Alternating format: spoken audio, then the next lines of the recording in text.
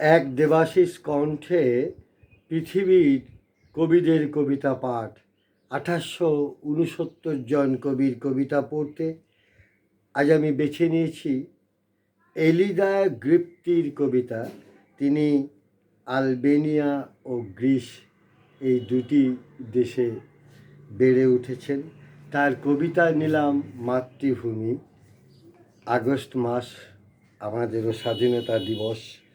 কবিতাটি world spiritual humanity peace and literary অ্যাসোসিয়েশনে আমি পেয়েছি, সেখান থেকে সংগ্রহ করেছি। পড়ছি এলিদা গ্রিপ্তির কবিতা, অনুবাদ করেছেন সুধীর দাস। কবিতার নাম মাতৃভূমি। মাতৃভূমি মাতৃভূমি কেবল সেই মাটি নয় যার উপর আমরা পদচারণা করি, কিংবা সেই পর্বতমালা যে নবীন কুয়াশার আড়াল ভেদ করে মাথা তুলে দাঁড়ায়। মাতৃভূমি হলো সময়ের স্মৃতি।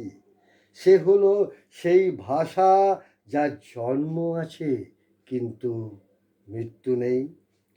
সে বেঁচে থাকে প্রাচীন পাথরের নীরবতায়, সেই গানে যা বাতাস বহন করে নিয়ে যায় ওক গাছের কাছে। সে বেঁচে থাকে সেই হাতের শ্রমে যারা ভবিষ্যতের বীজ বপন করেছিল, ঘামের রেখার প্রার্থনায় চিহ্নে আঁকা জমিনের উপর।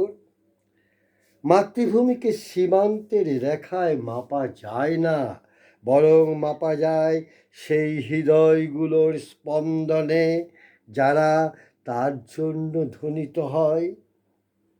সে এক নীরব অঙ্গীকার যা প্রতিটি প্রজন্ম পরবর্তী প্রজন্মের হাতে তুলে দেয়।